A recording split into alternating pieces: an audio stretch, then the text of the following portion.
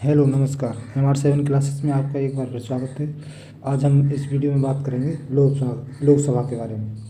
जो संसद है इसका जो जिक्र है वो किस में है? अनुच्छेद 79 में। लेकिन जो संसद के जो अंग हैं वो तो होते हैं 3 और हाउस कितने वाले? वो हाउस होते हैं 2। संसद के अंग कितने हैं? अंग वो हैं 3। इनमें पहला है राज्यसभा जिसका जिक्र आर्टिकल 80 में है, अनुच्छेद 80। और दूसरा है लोकसभा इसका जिक्र आर्टिकल 81 में। और तीसरा अंग है संसद का वो है राष्ट्रपति इसका जिक्र जो है वो अनुच्छेद 52 में। लेकिन जो इसके 2 हाउस हैं वो कौन कौन से माने गए? संसद के 2 हाउस जो राज्यसभा और लोकसभा। राज्यसभा को अपर हाउस माना है और लोकसभा को लोअर हाउस। 2 सदन यानी 2 हाउसेस है, 2 हाउसेस हैं। अब इस वीडियो में बात करेंगे लोकसभा के बारे में। लोकसभा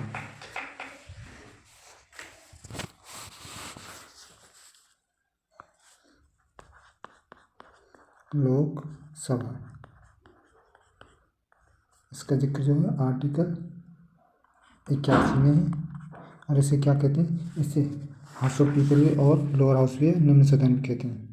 अनुच्छेद 81 इसे क्या कहते हैं? इसे हाउस ऑफ पीपल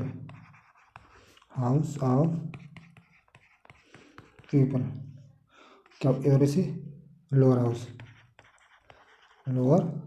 हाउस और यह निम्न सदन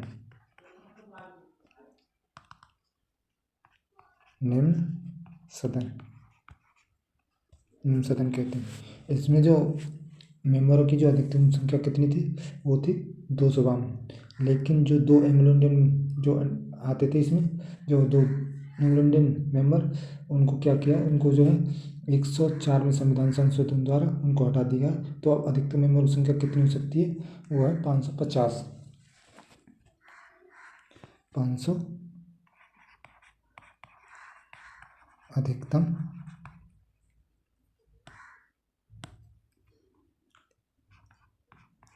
अधिकतम मेंबर कितनी है?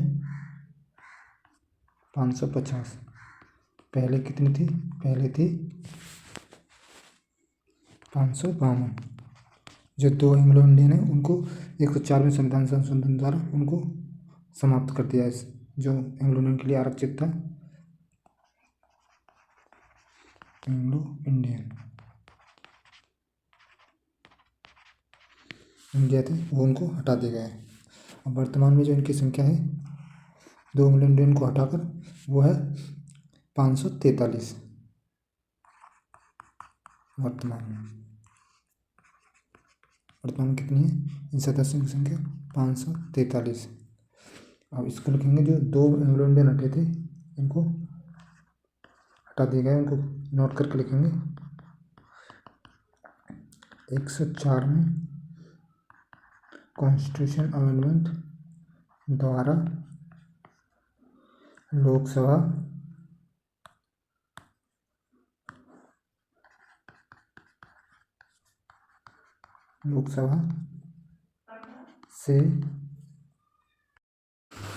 से क्या किया? 2 एंग्लो इंडियन को जो आरक्षित सीट थी उसको समाप्त कर दिया है। एंग्लो इंडियन के लिए आरक्षित सीट समाप्त। ये किस आर्टिकल में थी? ये था अनुच्छेद 331 में। 331 में। अब जो लोकसभा का जो कार्यकाल होता है वो होता है 5 वर्ष। कार्यकाल कितना होता है? 5 वर्ष। और न्यूनतम आयु कितनी है इनकी लोकसभा के लिए?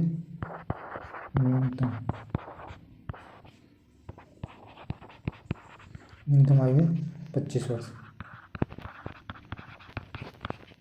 और इसका जो निर्वाचन होता है वो होता है प्रत्यक्ष या डायरेक्ट कह सकते हैं, डायरेक्ट वोटिंग द्वारा। इसमें जिसके पास सर्वाधिक वोट होती है वो जीत विजेता होता है। निर्वाचन प्रत्यक्ष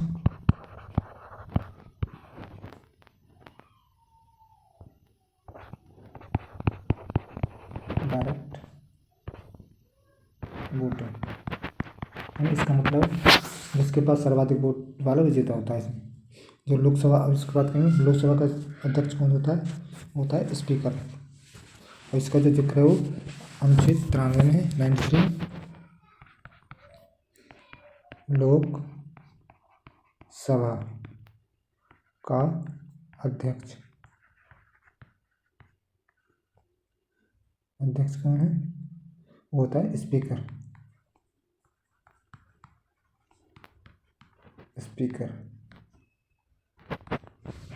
इसका जो जिक्र है वो अनुच्छेद 93 में। जो भारत के पहले फर्स्ट स्पीकर कौन थे? वो थे गणेश वासुदेव मावलकर।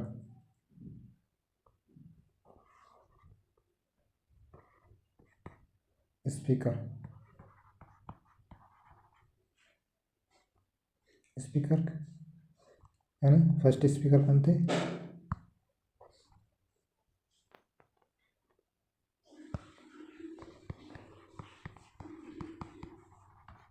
स्पीकर गणेश वासुदेव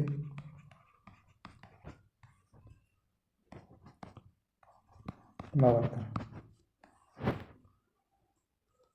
और उसकी जो फर्स्ट महिला स्पीकर कौन थी? वो थी मीरा कुमारी। फर्स्ट महिला स्पीकर कौन थी? मीरा कुमारी।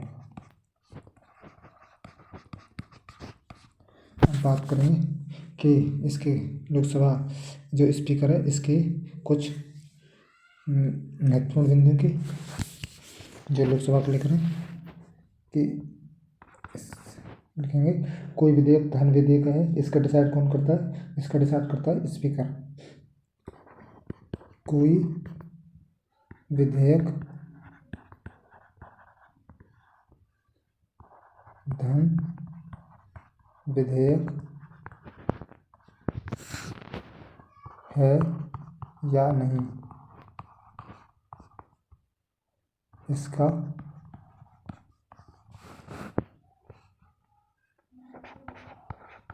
डिसाइड कौन करेगा? वो करेगा स्पीकर। और संयुक्त बैठक जिसको राष्ट्रपति द्वारा बुलाया जाता है और उसकी जो अध्यक्षता कौन करता है? वो करता है स्पीकर।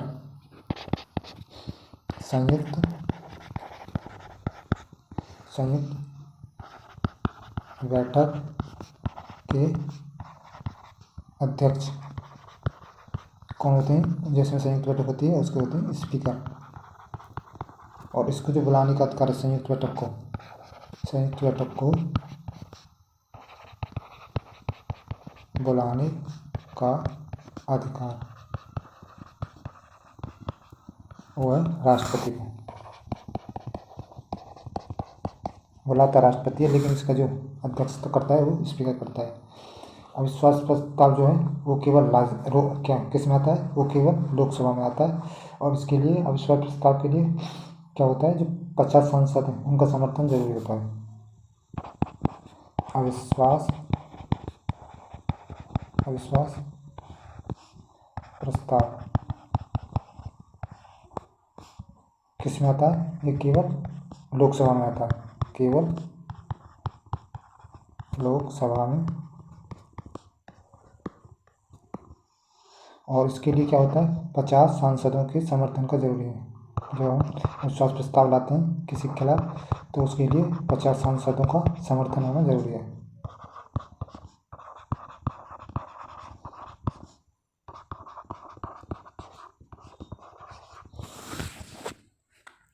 और जो आर्टिकल 330 है वो किसकी बात करता है, जो आरक्षित सीट की गई ना उनके लिए। लोकसभा में SC और ST के लिए सीटों का आरक्षण की बात करता है लोकसभा में। और जो 331 था, अनुच्छेद 331, जो दो राज्यसभा, जो लोकसभा में 2 एंग्लो इंडियन की सीट का आरक्षित करता था, लेकिन वो अब समाप्त कर दिया है। और जो 332 है वो क्या करता है, वो विधानसभा में सीटों के आरक्षण की बात करता है SC ST के लिए। और अनुच्छेद 333 विधानसभा में 2 एंग्लो इंडियन की जो एंग्लो इंडियन सीट थी उसको की बात करता है, और इसको अब लेकिन समाप्त कर दिया गया है। बात करेंगे अनुच्छेद 330। अनुच्छेद 330 ये किसकी बात करता है, लोकसभा में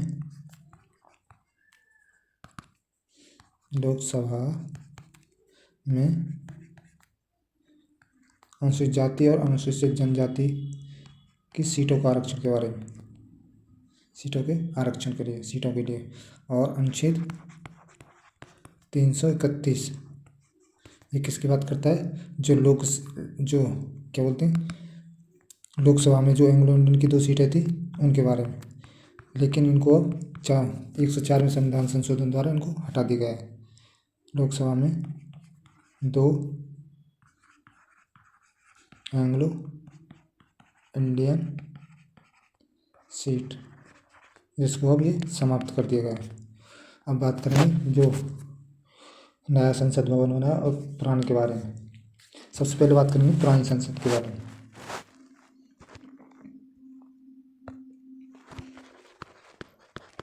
पुरानी संसद, इसमें जो इसके जो वास्तुकार थे वो कौन थे, लुटियंस थे। और ये किसके समय बनी थी, ये बनी थी इरविन के समय में 1927 में। वास्तुकार, पुरानी संसद जो वास्तुकार थे वो थे लुटियंस। और किसके समय बनी थी, इरविन के समय में, इरविन का 1927 में। अब बात करेंगे जो नया संसद भवन बना है उसके बारे में।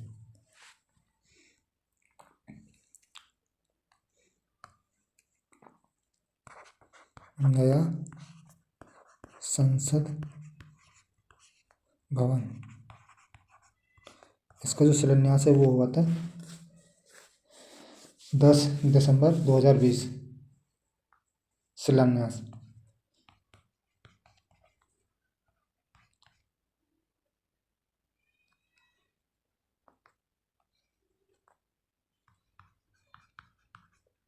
कब हुआ था, 10 दिसंबर 2020 को।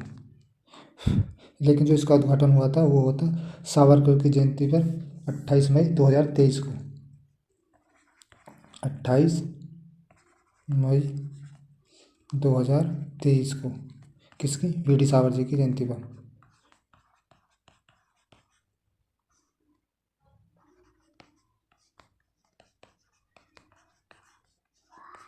इसके उद्घाटनकर्ता कौन थे, वो थे PM नरेंद्र मोदी जी। और ये इनकी कौन सी जयंती थी, 140वीं जयंती, VD सावर की 140वीं जयंती पर।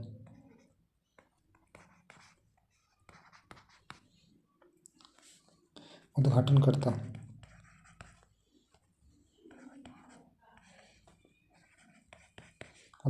कौन थे, वो थे PM नरेंद्र मोदी जी। और इसका जो आकार है वो कैसा है, त्रिभुजाकार आकार। इस जो नई संसद बनी है इसका जो आकार है वो है त्रिभुजाकार, त्रिभुजाकार। इसमें जो अब उसके लिए सीट बनाई गई है, यानी लोकसभा के लिए कितनी सीट हैं, वो है 888। और राज्यसभा की जो क्षमता बताई है वो है 384। कुल मिलाकर हो जाते हैं 1272। लोकसभा की क्षमता कितनी है, वो है 888। और राज्यसभा क्षमता वो कितनी है, 384। टोटल मिला के कितनी हो जाती है, कुल 1272। जो जो लोकसभा का आकार किससे प्रेरित है, मोर से, जिसे पावोक्रेटिव कैस्टोपस कहते हैं। और राज्यसभा का कमल से। और जो बरगद का पेड़ है वो संसद के बीचों बीच लगा हुआ है। इसको जो निर्माण करने का उसको किसने लिया था, वो लिया था सेंट्रल वेस्टा प्रोजेक्ट ने। और कंपनी कौन सी थी, वो थी टाटा कंपनी ने। और इसके वास्तुकार थे, वो थे बिमल पटेल।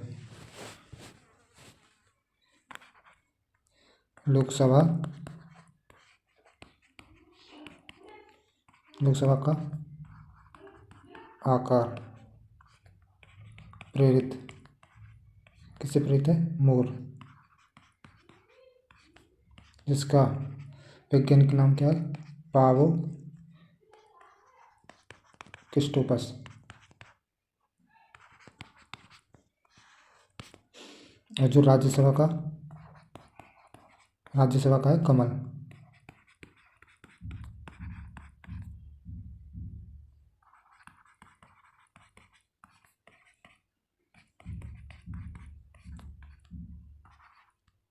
कमल। और इसके संसद के बीच बरगद का पेड़ है, ये संसद के बीचों बीच में है। जो नया संसद भवन है उसमें बरगद का पेड़ कहाँ है, इसे संसद के बीचों बीच में है, संसद के बीचों बीच।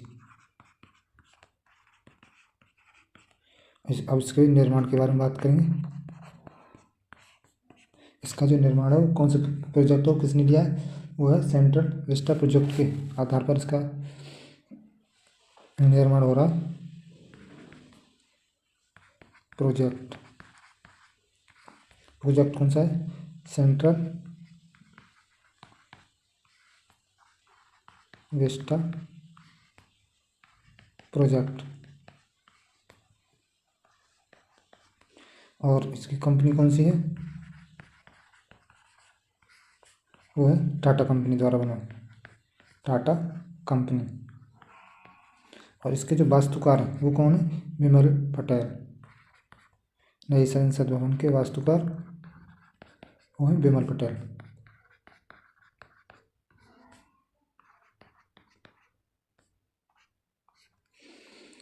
इसमें एक वो है जो सिंबल के रूप में किसका जो सिंबल के रूप में लोकसभा में जो यूज किया है उसको क्या है, सिंगोल को। इसको सिंगोल जो है वो तमिल भाषा का शब्द है। और ये चोल वंश थे। एक सिंगोल है वो एक प्रकार की मिसाइल सी है। इसका जो प्रतीक, ये सिंगोल है, इसका प्रतीक किसको माना जाता है, वो सत्ता हस्तांतरण के लिए। और इसकी जो लंबाई है वो है 5 फीट। और इसके जो शीर्ष पर क्या है, वो नंदी की प्रतिमा है, जो न्याय का प्रतीक है। जो नंदी की प्रतिमा है वो न्याय का प्रतीक है। इसके जो सिंगुलर मिसाइल है, सिंगुल किसका शब्द है, तमिल भाषा शब्द। और एक किस वंश का है, चोल वंश।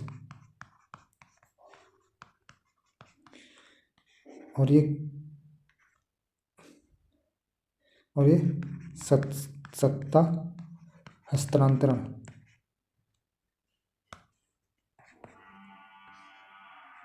इसका प्रतीक है। इसकी जो लंबाई है सिंगोल की वो है 5 फीट। लंबाई कितनी है, 5 फीट। और जो इसके शीर्ष पर क्या है, वो नंदी की प्रतिमा है, जो न्याय का प्रतीक है। नंदी की प्रतिमा कहाँ है, वो इसके शीर्ष पर है, सिंगोल के शीर्ष पर। इसका मतलब हस्तांतरण थे, सत्ता हस्तांतरण थे। ये नंदी की जो प्रतिमा है ये किसका प्रतीक है, ये न्याय का प्रतीक।